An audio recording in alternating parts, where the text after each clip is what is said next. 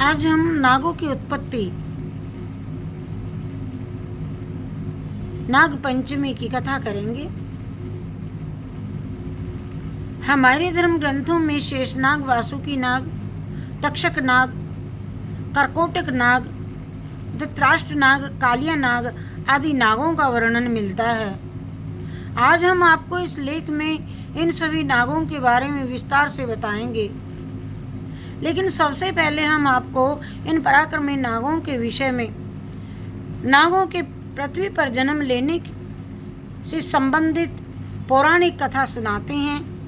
नागों से संबंधित यह कथा पृथ्वी के आदि काल से संबंधित है।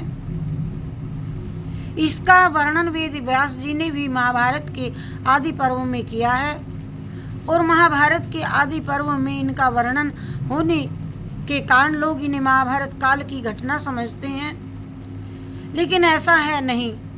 महाभारत के आदि काल में कई ऐसी घटनाओं का वर्णन है जो कि महाभारत काल से बहुत पहले घटी थी, लेकिन उन घटनाओं का संबंध किसी न किसी तरीके से महाभारत से जुड़ता है और इसीलिए उनका वर्णन महाभारत के आदि पर्व में किया गया है। नागों की उत्पत्ति कद्रु और विनता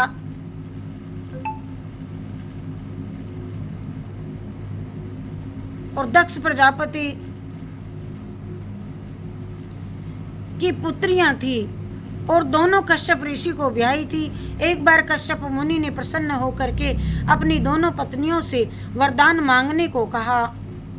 कद्रु ने एक सहस्त्र पराक्रमी सर्पों की मां बनने की प्रार्थना की और विनता ने केवल 2 पुत्रों की, किंतु दोनों पुत्र कद्रु के पुत्रों से अधिक शक्तिशाली और पराक्रमी हों और सुंदर भी हों। तो कद्रु ने 1000 अंडे दिए और विनता ने 2 अंडे दिए। समय आने पर कद्रु के अंडों से 1000 सर्पों का जन्म हुआ। पुराणों में कई नागों, खासकर बासुकी, शेष, पद्म, कंबल, ये सब नागों के नाम हैं। कार, कोटक और नागेश्वर, धृतराष्ट्र, शंख, पाल, कालाख्य, तक्षक और पिंगल, महानाग आदि का काफी वर्णन मिलता है। शेषनाग कद्रु के बेटों में सबसे पराक्रमी शेषनाग थे। इनका एक नाम अनंत भी है और शेषनाग ने जब देखा कि उनकी माता व भाइयों ने मिलकर के विनता के साथ में छल किया, तो उन्होंने अपनी माँ और भाइयों का साथ छोड़ करके गंधमादन पर्वत पर तपस्या करनी आरंभ कर दी। इनकी तपस्या से प्रसन्न होकर के ब्रह्मा जी ने उनको वरदान दिया कि तुम्हारी बुद्धि कभी धर्म से विचलित नहीं होवेगी।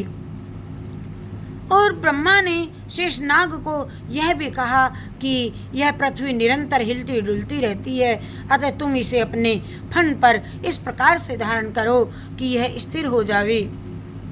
इसी प्रकार शेषनाग ने संपूर्ण पृथ्वी को अपने फण पर धारण किया।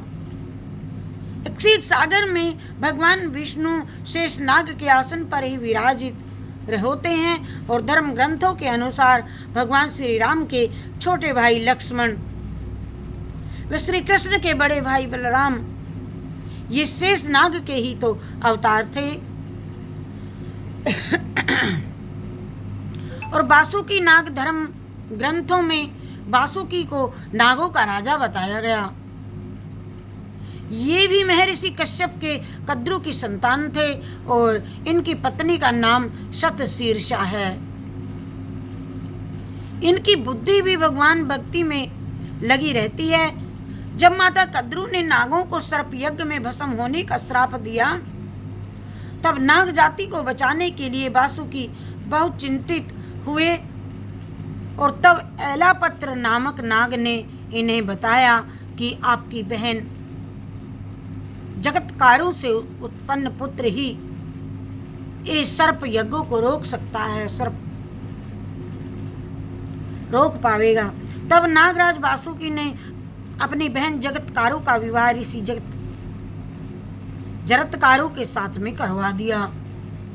समय आने पर जरत्कारों ने आस्तिक नामक विद्वान पुत्र को जन्म दिया और आस्तिक ने ही प्रिय वचन कह करके राजा जन्मेजय को सर्प यज्ञ कर बंद करवाया था। जन्मेजय के सर्प यज्ञ को बंद करवाया था और धर्म ग्रंथों के अनुसार समुद्र मंथन के समय नागराज वासुकी की नेति बनाई थी। समुद्र मंथन के समय नागराज वासुकी की नेति बनाई गई थी और त्रिपुर दाह के समय वासुकी शिव धनुष की डोर बने थे। तक्षक नाग धर्म ग्रंथों के अनुसार तक्षक पातालवासी 8 नागों में से एक नाग हैं और तक्षक के संदर्भ में महाभारत में वर्णन मिलता है।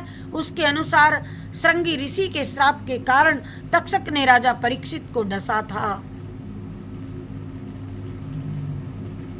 जिससे उनकी मृत्यु हो गई थी और तक्षक से बदला लेने के उद्देश्य से राजा परीक्षित के पुत्र जन्मेजय ने सर्प यज्ञ किया था।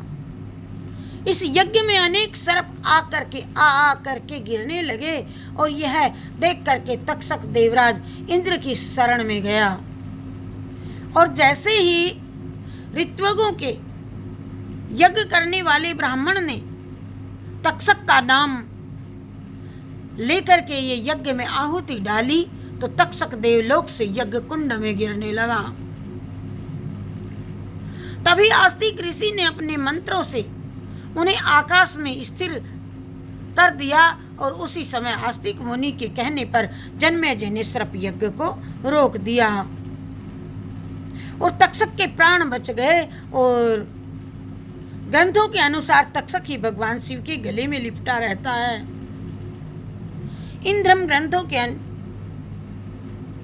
अनुसार तक्षक ही भगवान शिव के गले में लिपटा रहता है।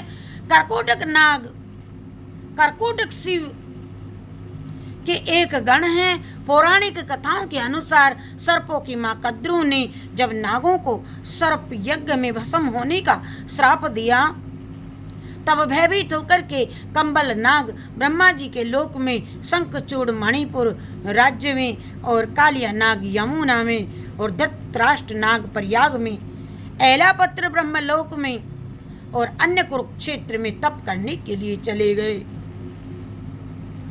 और ब्रह्मा जी के कहने पर कर्कोटक नाग ने महाकाल वन में महामाया के सामने स्थित लिंग की स्तुति की और शिव ने प्रसन्न होकर के ये कहा कि जो नाग धर्म का आचरण करते हैं उनका कदापि विनाश नहीं होगा।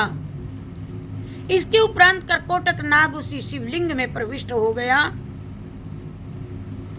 और तभी से उस लिंग को कर्कोटेश्वर कहते हैं। मान्यता है कि जो लोग पंचमी चतुर्दशी रविवार के दिन कर्कोटेश्वर शिवलिंग की पूजा करते हैं उन्हें सर्प पीड़ा नहीं सताती, सहनी भी नहीं पड़ेगी। और धृतराष्ट्र नाग धर्म ग्रंथों के अनुसार धृतराष्ट्र नाग को वासुकी का पुत्र बताया गया है। महाभारत के युद्ध के बाद जब युधिष्ठिर ने अश्वमेध यज्ञ किया तब अर्जुन व उनके पुत्र बब्रुवाहन चित्रांगद नामक पत्नी से उत्पन्न उनके बीच में भयंकर युद्ध हुआ और इस युद्ध में बब्रुवाहन ने अर्जुन का वध कर दिया। बब्रुवाहन को तब ये पता चला कि संजीवन मणि के से उनके पिता पुनः जीवित हो जाएंगे तो वह उस मणि की खोज में जा निकला और वह मणि शेषनाग के पास थी और उनकी रक्षा का भार उन्होंने धृतराष्ट्र नाग को सौंपा था। बब्रुवाहन ने जब धृतराष्ट्र से वह मणि मांगी तो उसने देने से इनकार कर दिया और तब धृतराष्ट्र एवं बब्रुवाहन के बीच में भयंकर युद्ध हुआ और वह बब्रुवाहन ने धृतराष्ट्र से वह मणि छीन ली और इस मणि के उपयोग से अर्जुन पुनर्जीवित हो गए। कालिया नाग श्रीमद् भागवत के अनुसार कालिया नाग यमुना नदी में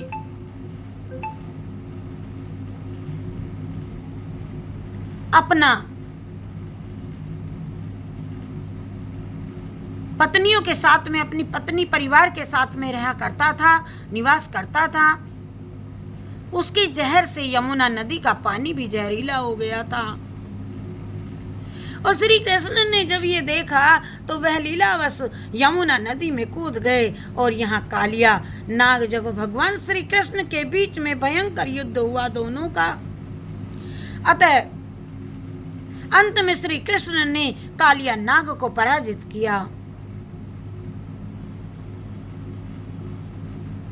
तब कालिया नाग की पत्नियां ने श्री कृष्ण से कालिया नाग को छोड़ने के लिए प्रार्थना की। तब श्री कृष्ण ने उनसे कहा कि तुम सब यमुना नदी को छोड़ करके कहीं आगे और निवास करो। और श्री कृष्ण के कहने पर कालिया नाग परिवार सहित यमुना नदी को छोड़ करके रमण द्वीप को चले गए। चले क्या गए, श्री कृष्ण जी ने उनका उद्धार किया और जल को शुद्ध मीठा किया सब गाय बैलों के पीने के लिए। और ये नाग लीला, आज नाग की कथा कही गई और नाग लीला भी करते हैं। इसी के प्रसंग में एक छोटा सा भजन भी है, तो वह भजन हम भजनों के साथ में, भागवत के प्रसंग के साथ में बोलेंगे। कथा बहुत बड़ी हो जाती है, तो आज हमने शेष नाग की कथा कही, नागों की उत्पत्ति की कथा कही, नागों के सभी भाइयों का परिवार का वर्णन किया। अतः पता चला कि बोलिए जय शिव शंकर भगवान की जय। हरि शरणम हरि शरणम हरि शरणम हरि शरणम।